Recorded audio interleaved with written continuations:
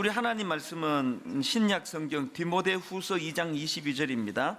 디모데후서 2장 22절. 신약 345페이지에 있습니다. 디모데후서 2장 22절 한 절이니까 우리 한 마음으로 합심해서 같이 읽겠습니다. 또한 너는 청년의 정욕을 피하고 주를 깨끗한 마음으로 부르는 자들과 함께 의와 믿음과 사랑과 화평을 따르라. 아멘. 워렌 버핏과 함께하는 점심 식사, 이런 이야기들을 기사나 책으로 아마 보신 적이 있으실 텐데요. 2000년으로 기억을 합니다. 이 미국의 투자가 워렌 버핏이 굉장히 특이한 아이디어를 냈는데요. 이제 자기와 함께 점심 식사를 할 수 있는 특권을 경매에 붙인 겁니다.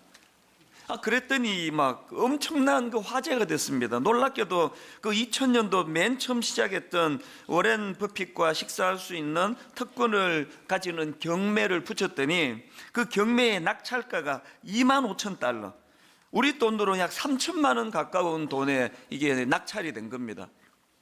아니, 어느 정신 나간 사람이 밥 한 끼 먹는데 3천만 원이라는 돈을 투자했나? 이런 화제가 일어난 일이었는데요. 그리고 이제 2000년도부터 매년마다 이제 워렌 버핏과의 점심 식사를 위한 이 경매가 이제 낙찰에 붙여졌는데 점점 이 낙찰가가 올라가는 겁니다. 그래서 제가 이 설교를 준비하면서 궁금해서 인터넷 검색을 해보니까요, 올해 2019년도에 이런 기사가 떴더라고요. 올해는요, 그 낙찰가가 무려 456만 달러, 우리 돈으로 54억 원의 낙찰을 받았다는 기사를 봤습니다. 분당 우리 성도님들은 스케일이 얼마나 크신지, 밥 한 끼 54억 냈다 그래도 19만 원 여러분의 스케일에 놀랄 뿐이에요. 이건 이게 이 밥 한 끼 먹는데 54억 원을 내고 식사를 한다. 이것도 정말 우리 머리로는 이해가 잘 안 되는데요. 제가 더 놀란 게 뭐냐 하면은 이 워렌 버핏과 함께하는 점심 식사라는 책의 소개글을 보니까 더 놀라운 내용이 있었습니다. 그 자리에는 오마하의 현인 워렌 버핏의 삶의 철학과 투자 철학이 조촐한 식사와 함께 제공된다. 그리고 그 다음 제가 놀란 게 그 다음이에요. 약 3시간에 걸쳐 워렌 버핏과 점심 식사를 했던 사람들은 아무도 자신이 낸 점심값을 아까워하지 않는다. 이 올해를 예로 들어 설명을 하자면 밥 한 끼 먹겠다고 54억 원을 투자했는데 이 지혜로운 워렌 버핏과 한 3시간 대화를 나누고 났더니 그 돈이 하나도 안 아깝더라. 그래서 저는 이런 글들을 읽으면서요, 워렌 버핏뿐만이 아니고 그 한 분야의 대가를 만난다는 것이 가지는 의미가 우리 생각을 뛰어넘는 이 어마어마한 일이라는 것입니다. 제가 분당 우리 교회 담임 목사로서 누리는 혜택 중에 하나가, 그래서 저는 마음만 먹으면 각 분야의 전문가들을 만날 수 있는 그런 특권을 저는 너무 감사하게 생각하거든요. 어떨 땐 제가 연락을 해서 좀 만나고 싶다고 해서 찾아가기도 하고, 어떨 때는 또 그런 분들이 오시기도 하는데요. 제가 그런 한 분야의 전문가 대가라는 분들하고 대화할 때는 저는 최대한 말을 아낍니다. 아까운 시간을 쓸데없이 내가 말해가지고 그 시간을 허비할 이유가 없지 않습니까? 할 수 있는 대로 저는 말을 아끼고 그 대신에 많은 질문을 생각해서 계속 질문을 던집니다. 저는 청년의 나이인 제 아들과 딸을 위시해서 오늘 우리 교회 수많은 청년들에게 항상 그런 권면을 해요. 젊은 시절에 할 수 있는 대로 그 분야의 전문가, 그 분야의 대가라는 사람을 찾아서 만나라. 그런 전문가와 1시간 대화가 네 인생을 바꾸어 놓을지도 모른다. 이게 워렌 버핏과의 점심 식사가 주는 굉장히 중요한 교훈인데요. 근데 문제는 워렌 버핏을 만나고 싶은데 우리는 54억 원이 없습니다. 어떻게 해야 되죠? 비결을 제가 가르쳐 드릴게요. 간단한 비결이 있습니다. 54억 원을 모으지 않아도요, 워렌 버핏이라는 그 대가의 생각과 철학과 정신을 다 전수를 받을 수 있는데 그분이 쓴 책을 읽는 거예요. 한 돈 만 원 혹은 한 1, 2만 원만 투자하면 되는 거거든요. 막 직접 안 만나도요, 그분이 쓴 책을 몇 권만 읽어보면은 그 정신이 다 녹아있는 게 책이에요. 이런 점에서 저는 청년주의를 맞은 오늘 우리 청년들에게 내가 정말 눈물로 호소하고 싶습니다. 오늘 이 시대 청년들이 당하는 유혹이 막 성적인 유혹 이런 게 엄청나지만 저는 가장 무서운 유혹이 스마트폰의 유혹이라 생각합니다. 우리 아이들 손에 들려있는 이 스마트폰이 영상을 제공하는 거에서 막 크기도 점점 커지고 이제는 막 펼치기까지 하는데, 저는 이게 우리 아이들을 다 죽이는 거라 생각해요. 저는 제가 1961년생인 것이 너무나 감사해요. 우리 자랄 때는 그런 거 없었거든요. 핸드폰이 어디 있습니까? 인터넷이 어디 있습니까? 영상이라고는 삼류 극장에 가가지고 뭐 한 몇 달에 한 번 영화 보고 오는 거 외에는, 그리고 흑백 TV 보는 거 말고는 영상이 없었습니다. 그러니까 책을 읽었죠, 책을. 우리 시대 때는요, 책 안 읽으면 인간 추교도 안 들어갔습니다. 좀 과장하면. 그래서 우리 다 기억하실 거예요. 제 또래 분들은 그 미팅하러 여학생 만나러 가면서도 헤르만 해서 책을 끼고 갔습니다. 그때 웃기잖아요. 보면은 하나도 안 읽었는데. 그때는 책을 읽어야 이게 교양인이고 책을 읽어야 사람 구실한다는 생각이 너무나 강했던 그 시대를 저는 살았기 때문에 너무 감사하게 생각합니다. 지금 우리 아이들은요, 책 읽을 겨를이 없어요. 예전에는 전철 타보면은 열에 한 두세 명은 책을 읽고 있었는데요, 하다 못해 스포츠 신문이라도 읽고 있었는데, 지금은 다 스마트폰. 내가 도대체 얘들은 뭘 그렇게 열심히 해서 보나 그러고 들어가 보면 다 드라마예요. 영화 아니면 이제 스포츠. 과감하게 우리 아이들 손에서 핸드폰이 내려지고 그 손에 책이 들려지기를 바랍니다. 책 한 권 잘 골라 읽으면요, 54억 원을 들여야지 만날 수 있는 만남의 축복을 책 한 권에서 누리는 겁니다. 저는 옛날부터 책값은 아끼지 않습니다.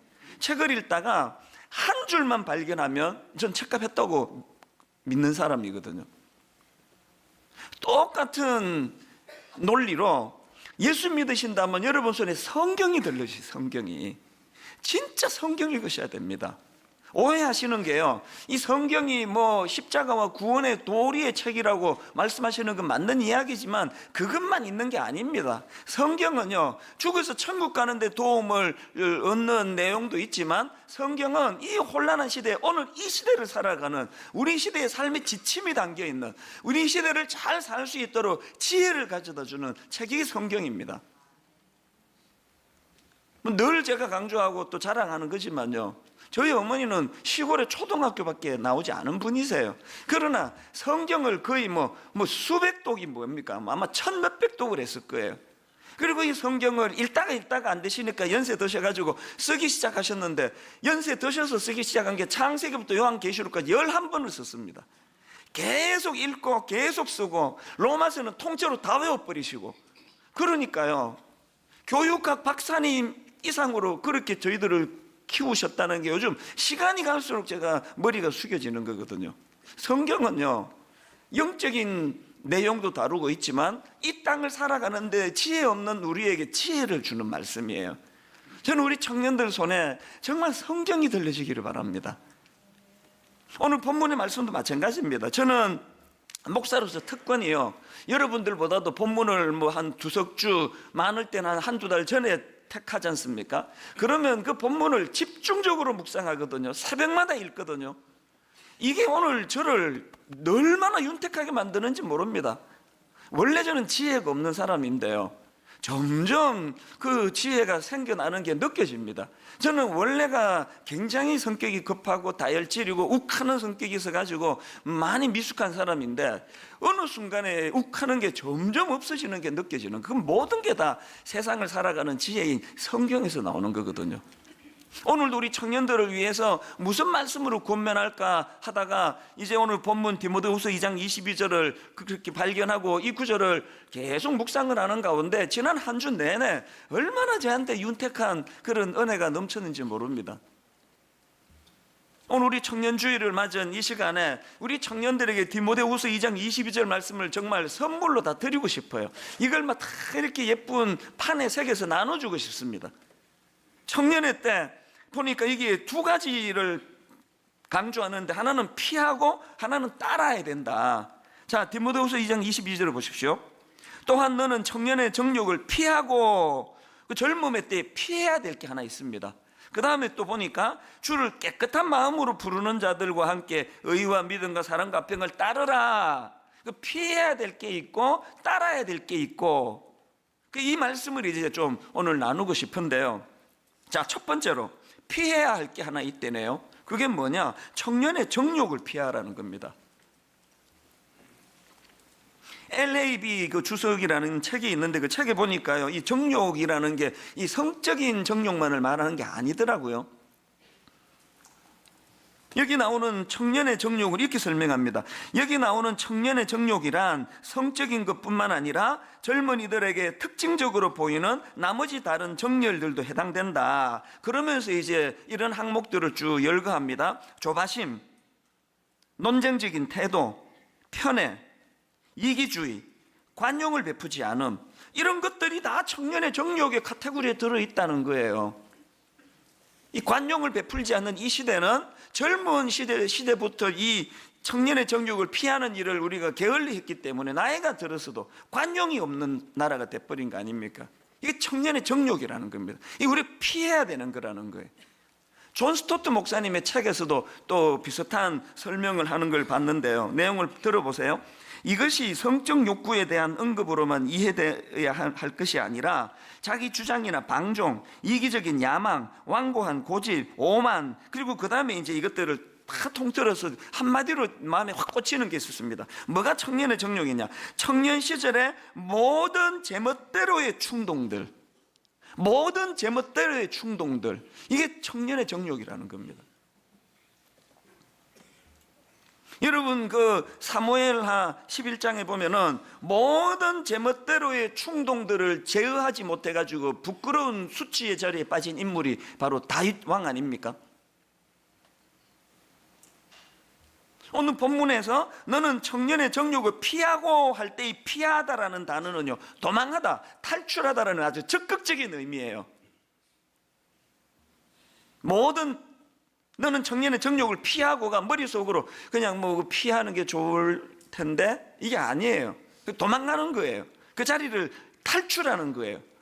사무엘하 11장에서의 그 다윗 왕이 이걸 놓쳐서 너무 부끄러운 수치의 자리에 오점을 남기게 된 거 아닙니까? 사무엘하 11장의 내용 여러분 다 아시죠? 어느 날 다윗이 옥상을 어실렁어실렁 거닐다가 목욕하는 여자를 보고 성적인 충동이 생겨가지고 그 유부녀를 그냥 임신을 시키고 또 그 남편을 음모로 꾸며 죽이고, 이런 일생에 지워지지 않은 오점을 남기는 그런 부끄러운 기록이 사무엘하 11장에 있는데요.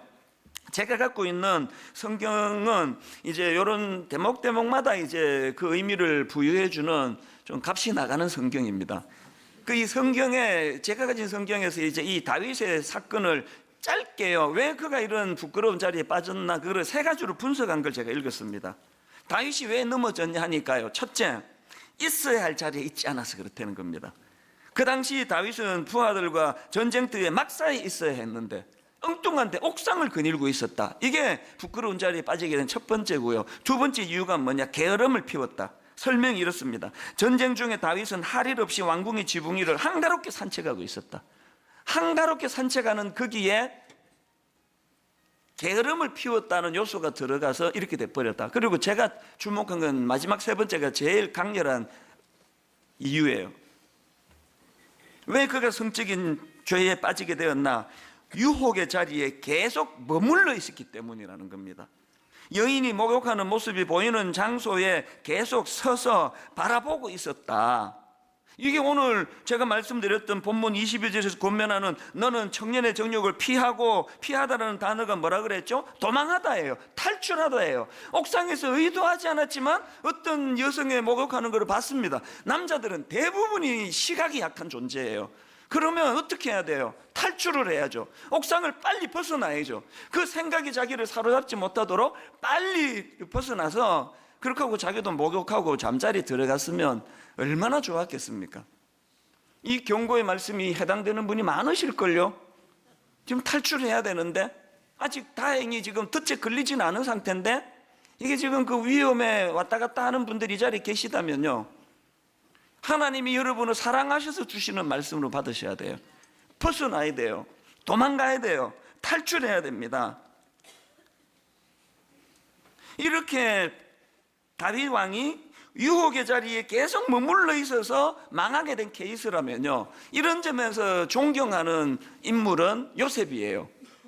요셉도 똑같이 여성의 유혹을 받는데요, 사실은 다윗은 자기가 자초한 겁니다. 자기가 본능에 끌려서 스스로 자초한 거지만, 여기에 비해서 요셉은 훨씬 그 주인집 안방 마님이니까 권력으로도 다가갔을 것이고요, 힘으로도 다가갔을 거고, 그 여성의 아름다움으로 유혹을 했을 거고요. 그 유혹을 요셉이 어떻게 이겨냅니까? 창세기 39장 10절부터 보십시오. 그 배경을, 여인이 날마다 요셉에게 청하였으나 요셉이 듣지 아니하여 동침하지 아니할 뿐더러 함께 있지도 아니하니라. 그러할 때에 요셉이 그의 일을 하러 그 집에 들어갔더니 그 집 사람들은 하나도 거기에 없었더라. 그 여인이 그의 옷을 잡고 이르되 나와 동침하자. 그 다음 보세요. 그랬더니 그러나 요셉이 자기의 옷을 그 여인의 손에 버려두고 밖으로 나가매. 오늘 본문에서 청년들에게 권하는 도망가라, 그 자리 피해라, 이 요셉이 딱 이게 모범 답안으로 보여준 거 아닙니까? 요셉이요, 자기는 거룩하다고, 난 이런 유혹에 안 넘어가, 나는 하나님의 아들이야, 그러면서 막 그날 뭐 그 아줌마를 붙들고, 아줌마 정신 차리세요. 뭐 훈계하고 이런 거 없었습니다. 막 거의 막 그냥 막 혼비백산이 돼가지고 막 옷을 벗기니까 옷을 막 그냥 벗겨 두고라도 도망가는 거예요. 이게 요셉이 보여주는 모범 답안이에요. 뭐 훈계하려고 그러지도 말고요, 관여도 하지 말고요, 얼씬만 하면 아예 피해버리는 거예요. 도망가는 거예요. 예전에 제가 한번 이 이야기를 들려드린 적이 있는데 뭐 기억하실지 모르겠습니다. 뭐 기억 거의 못하시리라고 저는 생각하는데요, 그 어떤 이야기였냐 하면, 어느 수도사가 이제 막 계속 단조로운 생활이 너무 지루해져 가지고 이제 막 자꾸 충동이 느껴진 거예요. 그래서 몰래 수도원을 빠져나가가지고 그 음란한 공연이 벌어지는 극장으로 간 겁니다. 극장에 가가지고 앉아 있으니까 막 상상을 초월하는 음란하고 저질스럽고 야한 이 공연이 펼쳐지는 거예요. 그래서 막 이 순진한 수도사가 너무 놀라가지고 막 계속 사탄아 물러가라, 사탄아 물러가라, 막 계속 그렇게 선포하면서 공연을 보고 있으니까 사탄이 열받아가지고, 여기는 내 구역인데 네가 가야지 왜 나보고 가라 그러느냐고. 그 밥도 처음 듣는 것처럼 웃잖아요. 난 여러분이 너무 좋아요. 이게 오늘 우리 청년들에게 권하는 피하고예요. 그 음란한 자리에서 사탄은 물러가라 그럴 필요 없습니다. 자기가 도망가면 돼요. 그 자리를 떠나면 되거든요. 습기가 있는 곳에 곰팡이가 엄습하기 때문에요, 곰팡이 탓할 필요 없습니다. 습기 제거하면 돼요. 물걸레질 한 번만 하면 곰팡이 다시 안 씁니다. 거기에 제가 뭐 우리 교회 성도님들은 뭐 귀가 따갑도록 들은 이야기 아닙니까? 저는 여성도랑 1대1로 식사를 해본 적이 단 한 번도 없습니다. 왜 여성도랑 그 식사를 왜 해야 됩니까? 그리고 뭐 차도 같이 안 타요, 어지간하면은. 그리고 뭐 상담해야 되면은요, CCTV가 있는 데서 하거나 아니면은 방음이 안 되는 데서 하거나, 언제든지 내가 뛰쳐나갈 수 있는, 이건 농담이고요. 그 상대방이 보디발의 아내다, 이 나 유혹한다 이래서가 아니고요, 그분이나 저나 우리는 죄성을 가지고 피차 서로를 믿을 수 없습니다. 이게 전제예요. 그 전제를 가지고 접근하는 거 아닙니까? 그래서 이 이야기도 전에 뭐 해드렸는데요, 또 처음 들은 것처럼 들으시리라고 기대하면서, 저는 여성도들 우리 순장반 여순장반 모임할 때 정기적으로 그런 이야기를 했거든요. 담임 목사랑 너무 친하려 그러지 마라, 담임 목사한테 자꾸 다가오지 마라, 그 다가올 이유가 없다. 이걸 계속 했더니 한 번은 그 여순장님이 그때 다혈질인가 봐요. 엄청 열받았어요. 계속 그런 이야기를. 그래서 막 이런 이야기를 하니까 저기서 큰 소리로, 목사님 우리도 눈 높습니다. 그래가지고 막 엄청 내가 그때 놀라운 깨달음을 알았죠. 이미 주께서 내 외모를 통해 예방조치를 다 해두셨는데 내가 이게 필요 없이 너무 과민하게 이렇게 애를 썼구나. 그리고 내 실험을 해보니까 주님의 예방 조치가 확실해요. 모든 여성도들이 우리 눈 높습니다. 그래가지고 요새 좀 방심하고 있는데요. 꺼진 불도 다시 보자예요. 꺼진 불도. 그게 오늘 본문에서 말하는 피하고예요. 피하고. 요셉에게 배우셔야 돼요. 거두절미하고 뭐 설득 논리 없습니다. 피하는 거예요. 오늘 여러분 이 말씀을 통해 청년들 뿐만이 아니고 자기 아내 외에 어떤 직장에서 심지어는 교회 안에서도 위험해. 교회 안에서도 성가대 저렇게 선남선녀가 아름다운 목소리로 계속 화음 내면서 노래하다 보면은 그게 또 그 상대방에게 사단이 또 공격할 위험이 있기 때문에 성가 연습 끝나면 총알같이 집으로 가세요. 가을에 야외 예배 뭐 이런 거 그냥 각자 집에서 드리세요. 예배. 저희 교회는요 이제 올 연말부터 중고등부, 대학부, 청년부 전 부서에 이제 매 연말마다 강조하기로 했습니다. 분당 우리 교회 내에 성추행 피해자 신고센터를 만들 예정이에요. 교회라고 방심하면 안 됩니다. 조금이라도 자기 선배가 주일학교 선생님이 심지어는 교역자가 이상하게 내게 말을 했습니다 하면 바로바로 연락을 하라고 조심하는 수밖에 없습니다. 이게 우리가 수치의 자리에 빠지는 것을 막는 길이라는 이야기예요. 이게 오늘 첫 번째로 오는 본문이 젊은 시절부터 우리가 피해야 되는 것이 있다는 그의 의미고요. 그런가 하면 두 번째로 따라야 할 게 있대요. 의와 믿음과 사랑과 화평을 따라야 된대요. 본문 22절 다시 보십시오. 또한 너는 청년의 정욕을 피하고 주를 깨끗한 마음으로 부르는 자들과 함께 의와 믿음과 사랑과 화평을 따르라. 찰스 스윈돌 목사님이 쓴 책에 보니까 이 부분을 깔끔하게 정리한 글을 제가 봤는데요. 여기 나오는 의는 이렇게 설명합니다. 바깥을 향하여 다른 사람들을 공평하게 대하는 것이다. 이게 여기 나오는 의고요. 믿음은 뭐냐? 믿음은 위를 향하여 하나님을 신뢰하는 것이다. 또 사랑이 뭐냐? 사랑은 다른 사람들이 가장 잘 되기를 구하며 그들에게 은혜를 베푸는 것이다. 화평은 뭐냐? 화평은 위에 계신 하나님과 교제하며 그 안에서 안식할 때 누리는 내면의 평안, 이게 화평이라는 겁니다. 이런 관점으로 보니까 의와 믿음과 사랑과 화평은 신앙의 균형이에요. 전방위적으로 이런 것들을 어떻게 하라고요? 따라야 되네. 따라야 되네. 여기서 제가 강조하는 건 따르라예요. 또한 너는 청년의 정욕을 피하고 주를 깨끗한 마음으로 부르는 자들과 함께 의와 믿음과 사랑과 화평을 따르라. 여기 나오는 이 따르라는 단어는요, 이 공격적으로 쫓을 때 사용하는 단어예요. 제가 앞에서 피하다라는 단어가 도망가다, 탈출하다라는 그 강렬한 그 의미를 담은 단어라고 말씀드렸는데 여기 나온 따르다도 마찬가지예요. 팔짱 끼고 앉아가지고 하면 좋지 이 정도는 이 단어가 아니에요. 여기 나오는 따르다라는 단어의 이미지를 제가 조금 그 도움을 드리자면요, 이 단어의 이미지는 이런 거예요. 사냥개가 먹잇감을 발견하고 전력 질주하는 상태, 이 이미지가 여기서 말하는 따르다예요. 여러분, 우리가 음란하고 악한 것들을 막으려고 전심을 다해서 도망가는 것도 열정이 필요하지만요, 선한 것을 추구할 때 더 열정적으로 그것을 사냥개가 먹잇감을 향해 돌진하는 그 열정으로 따라야 된다는 겁니다. 그 스포츠 중계 같은 거 듣다가 보면은 해설가들이 이런 얘기하는 거 보셨죠? 최상의 공격이 최상의 방어입니다. 계속 그냥 여성도 만나면 경계해야지, 여성도랑 식사 안 해야지, 여성도랑은 CCTV 있는 데만 얘기해야지, 이런 걸로만 방어가 되는 게 아니에요. 그런 해서는 안 되는 것에 대한 방어보다 더 중요한 건 적극적인 거룩을 향하여 열정을 가지고 해야 되는 일들을 따르는 거예요. 달려가는 거예요.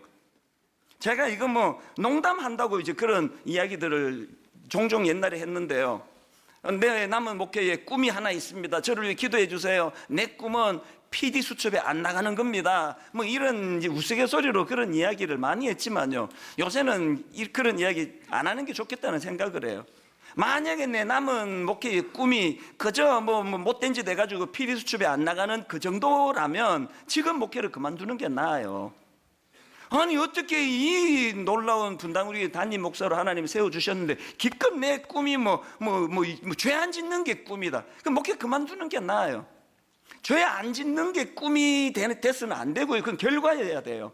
이 교회 담임 목사로서 하나님이 제게 명하신 놀라운 사명을, 그리고 하나님이 내게 원하시는 의와 믿음과 사랑과 평을 마치 사냥개가 먹잇감을 발견하고 돌진하듯이 그렇게 집중적으로 달려가게 될 때 이런 유혹은 저절로 없어지는, 저절로.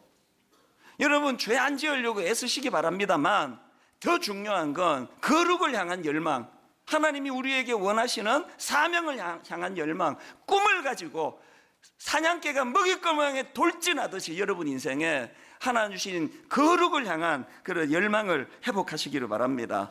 그래서 제가 오늘 청년주의를 맞이해서 이 본문을 가지고 두 가지 이제 회복을 위한 권면의 말씀을 드리기 원하는데요. 첫 번째가 방금 말씀드렸듯이 거룩을 향한 열망을 회복해야 합니다. 거룩을 향한 열망. 그 앞에 나오는 디모데후서 2장 20절을 보십시오. 큰 집에는 금그릇과 은그릇뿐 아니라 나무그릇과 질그릇도 있어 귀하게 쓰는 것도 있고 천하게 쓰는 것도 있나니 그러므로 누구든지 이런 것에서 자기를 깨끗하게 하면 귀히 쓰는 그릇이 되어 거룩하고 주인의 쓰심에 합당하며 모든 선한 일에 준비함이 되리라. 여기 나오는 금그릇, 은그릇에 대한 의미를 여러 갈래로 설명을 할 수 있는데요. 그러나 저는 한 가지 확실한 거 알아요. 이 말씀에서 깨닫는 게 뭐냐? 하나님 나라의 가치 기준과 이 세상 나라의 가치 기준이 다르다는 거예요. 하나님 나라에서는 화려한 거, 교회로 치면 사람 많이 모인 거, 부자, 이런 것들이 굉장히 성공한 것처럼 가치를 부여하지만 하나님께서는 그런 기준이 아니라 거룩이에요. 거룩. 깨끗한 그릇을 나는 기뻐 사용하신다.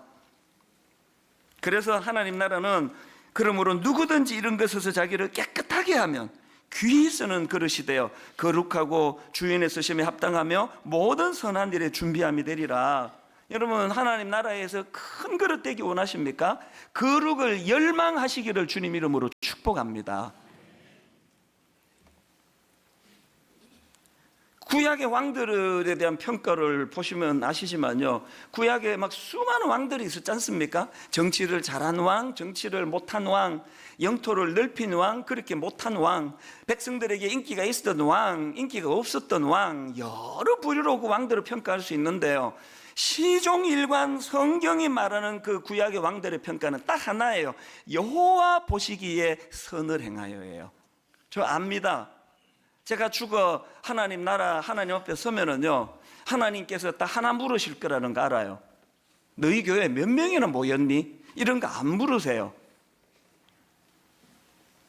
하나님이 제게 물으실 큰 카테고리로 질문은 하나라고 생각합니다. 네 얼마나 거룩하게 살았니? 목사답게. 설교 강단에서 외치던 그 설교를 네 삶 속에서 살아내려고 얼마나 애썼니? 하나님의 기준은 하나예요. 거룩을 향하여 지금보다 더 사냥개가 먹이를 향해 돌진하듯이 열정을 가지고 거룩을 추구해야 되는 이유는 하나님이 그 평가로 우리를 바라보시기 때문입니다. 목사님 저에게만 그럴까요? 여기 우리 장로님들 괜찮으세요? 우리 권사님들, 우리 안수 집사님들, 여러분 하나님 앞에 섰을 때 하나님께서 너는 거룩을 향해 얼만큼의 열망을 갖고 있었니? 너는 장로가 권사라 그러면서 이 악한 세상에 휩쓸리지 않기 위하여 얼마나 타락한 시대와 구별된 삶을 살았니? 이렇게 질문하실 때 대답이 되어 있습니까? 그 주님 앞에 대답이 안 돼 있으면 건강관리라도 하세요. 지금 죽으면 안 되니까. 그 대답이 나오기 전에는 죽으시도 안 돼요. 오늘 저와 여러분이 우리 다음 세대 청년들에게 보여줄 수 있는 가장 고귀한 모범이 있다면 우리 어른들이 거룩을 이렇게 열망했다, 거룩을 향하여 이렇게 몸부림을 쳤다, 이게 우리 자녀들에게 보여줄 수 있는 어머니와 아버지의 가장 소중한 모범이라고 저는 생각을 합니다. 그런가 하면 두 번째로 회복해야 될 게 하나 더 있는데요, 이 함께의 정신을 청년 시절부터 이 함께의 정신을 회복하라는 겁니다. 디모데후서 2장 22절을 다시 보십시오. 또한 너는 청년의 정욕을 피하고 주를 깨끗한 마음으로 부르는 자들과 어떻게 해요? 함께, 주를 깨끗한 마음으로 부르는 자들과 함께 의와 믿음과 사랑과 평을 따르라. 꼭 기억하세요. 기독교 공동체는 함께의 정신이에요. 나 혼자 쉬는 생활 아닙니다. 함께. 이게 안 되면 침체가 오는 겁니다. 여러분 아시지만 엘리야가 막 엄청난 일을 하고 850대 1로 그렇게 악한 것들과 싸워 이기고 있던 엘리야가 로뎀나무 밑에서 막 난 죽고 싶다고 막 자살 충동을 느끼는 절망적인 침체에 빠지거든요. 원인이 뭔지 아십니까? 열왕기상 19장 9절을 보세요. 엘리야가 그곳 굴에 들어가 거기서 머물더니 여호와의 말씀이 그에게 임하여 이르시되 엘리야야 네가 어찌하여 여기 있느냐? 그가 대답하되 내가 만군의 하나님 여호와께 열심히 유별하오니 이는 이스라엘 자손이 주의 언약을 버리고 주의 제단을 헐며 칼로 주의 선지자들을 죽였음이오며. 그 다음 보세요. 오직 나만 남았거늘 그들이 내 생명을 찾아 빼앗으려 하나이다. 하나님이 지금 침체에 빠진 엘리야의 원인을 정확하게 알고 계세요. 진단 내리시는 걸 보면 압니다. 어떤 진단을 내리시느냐? 18절을 보세요. 그러나 내가 이스라엘 가운데, 하나님 하시는 말씀이에요. 그러나 내가 이스라엘 가운데 7,000명을 남기리니 다 바알에게 무릎을 꿇지 아니하고 다 바알에게 입맞추지 아니한 자니라. 하나님의 침체에 빠진 엘리야에 대한 하나님의 대안이 뭐예요? 남겨진 7,000명을 찾으라는 거 아닙니까? 네 혼자 남았다 이런 소리 하지 말라는 거 아닙니까? 오늘 한국교회는 우리 스스로가 고립을 자초하는 거예요. 많은 분들이 자꾸 그런 이야기를 해요. 한국교회 썩었다고, 목사들이 썩었다고, 장로들이 썩었다고, 뭐 그런 말 하게끔 많은 요인을 제공한 것도 사실이지만 그 말은 사실은 뭐 옳기도 하지만 또 옳은 얘기 아닙니다. 뭐 저 같은 큰 교회 목사가 썩었다면 저는 부끄럽고 할 말이 없는데요. 제가 미국에 가보고 지방에 가보고 서울 가보면은요, 너무너무 열악한 그 지하 삼각교회, 조그만한 교회에서 썩은 게 뭡니까? 썩은 게 너무나 순수하게, 너무나 희생적으로 눈물을 머금고 달려가는 귀한 종들이 얼마나 많이 아직 남아있는지 아십니까? 저는 그 목사님들, 사모님들을 볼 때마다 울컥울컥 눈시울이 붉어진 적이 한두 번이 아니에요. 뭐 학원비는 고사하고 책 사줄 돈도 없는 그 열악한 상황에서 사모님들이 밤낮으로 자기가 돈 벌어가면서 그러면서도 주의 일에 동참하는 그 기쁨을 가지고 한국교회 썩었다 이런 말 함부로 하지 마세요. 아직도 남아있는 7,000명을 응원하고 함께 손을 잡고 격려하고 젊은 청년 시절부터 이 함께의 정신이에요. 여러분 그 영화 배우 하정우 씨라고 아시죠? 이분이 그 개념 있는 배우다 이런 평가를 듣는 그 배우 중에 하나인데요. 제가 이분이 쓴 걷는 사람 하정우라는 책을 읽었는데요. 그 책에 보니까 이 하정우 씨는 막 걷는 걸 엄청 좋아한대요. 보통 뭐 1만 보 그러면 막 건강에 최고라 그러는데 이분은 막 열받으면 하루에 막 3만 보씩 걷는데요. 그럼 54억에도 안 놀라는 여러분이 뭐 3만 보 갖고 뭐 놀랄 걸 기대한 내가 잘못이지. 3만 보를 막 걷고 이러는데요.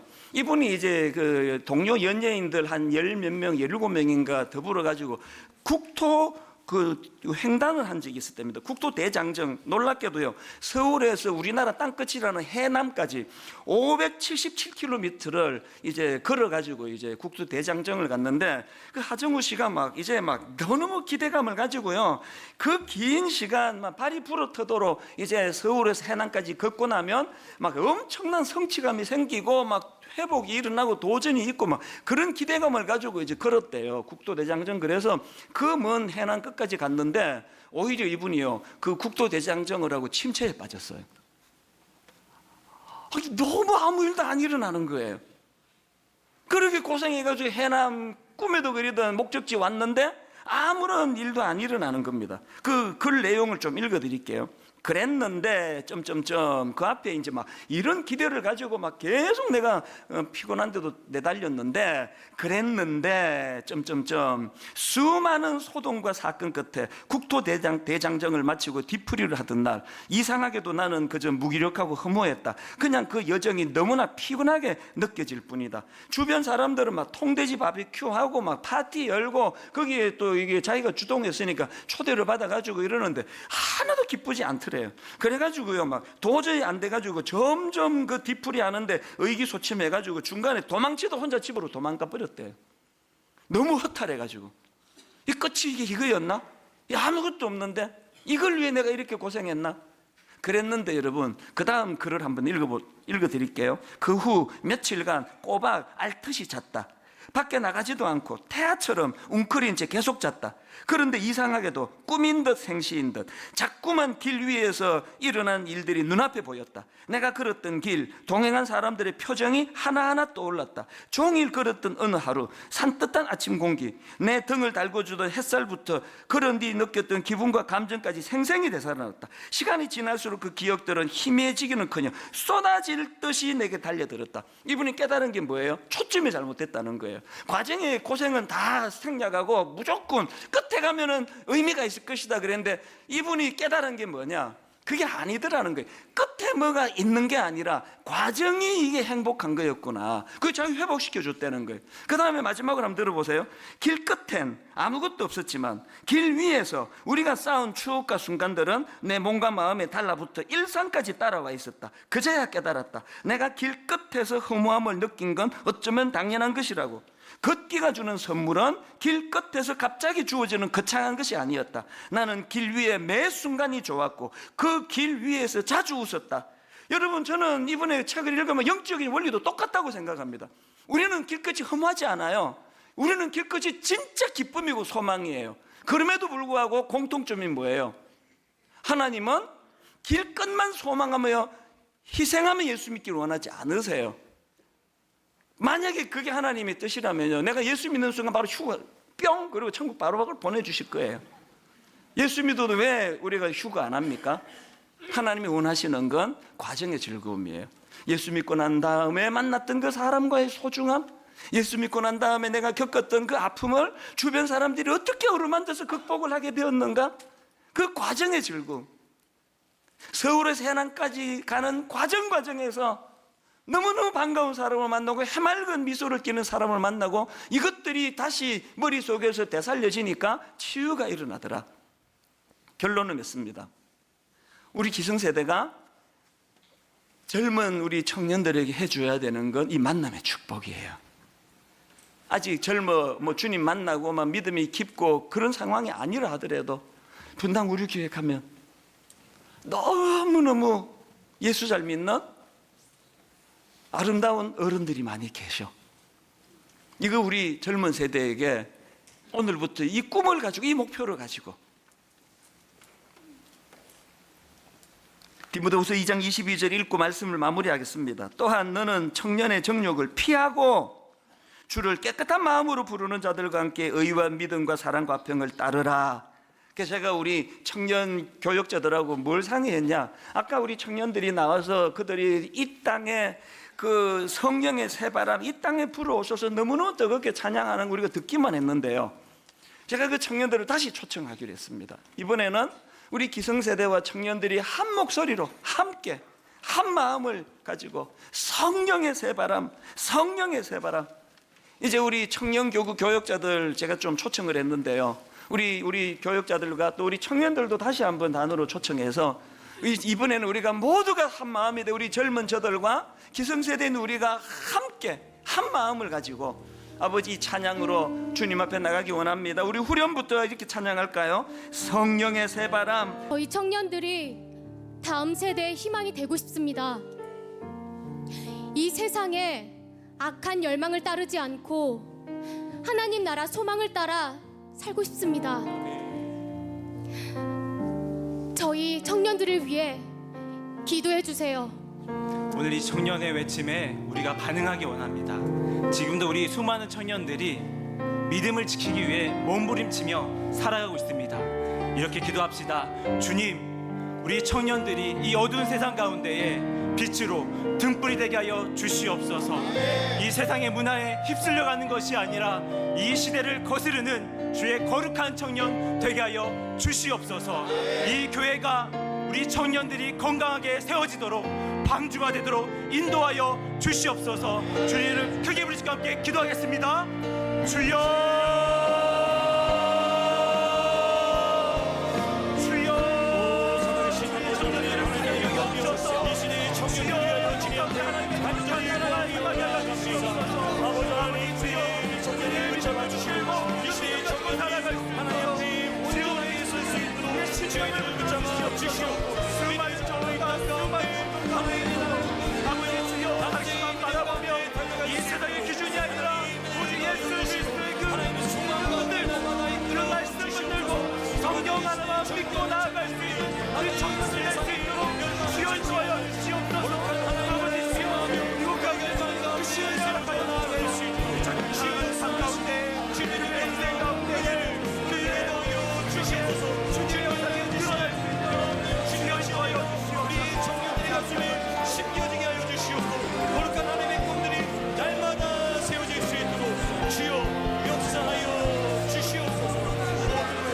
한 가지 더 절박하게 기도해야 될 제목이 있습니다.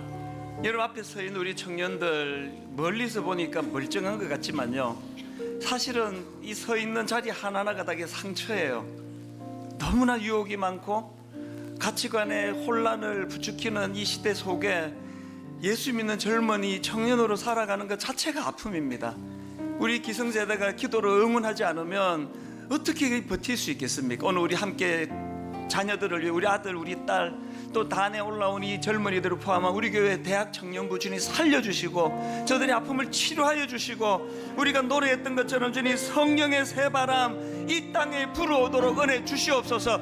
통성으로 같이 기도하시겠습니다. 살아계신 하나님 아버지, 우리 다음 세대를 위해 이 시간 기도할 수 있도록 은혜 주신 거 감사합니다. 성령의 새바람, 성령의 새 물결, 하나님의 한반도 땅에 허락하여 주시기를 원합니다. 너무나 아버지 하나님, 예수 믿기 어려운 시대를 우리가 살아가고 있지만, 그러나 우리가 피해야 될 것을 피하며 마땅히 달려가 쫓아야 될 것을 아버지 따를 수 있도록 은혜 주시옵소서. 홀로 신앙하는 생활이 아니라 그리스도와 함께의 정신을 가지고 아버지 그렇게 나아가는 성령님이시여 우리를 붙잡아 주시고 성령의 능력이 온전히 이 시대와 청년을 깨우는 힘이 되게 하여 주시옵소서. 모든 것들을 주님께 맡기오며 모든 능력을 주님께 온전히 구하오며 간절히 하나님 앞 기도하며 나아가 주시옵소서. 하나님 아버지, 진짜 마지막 때를 맞아 끊임없이 믿는 저희들을 무너뜨리려 공격하는 시대를 살고 있습니다.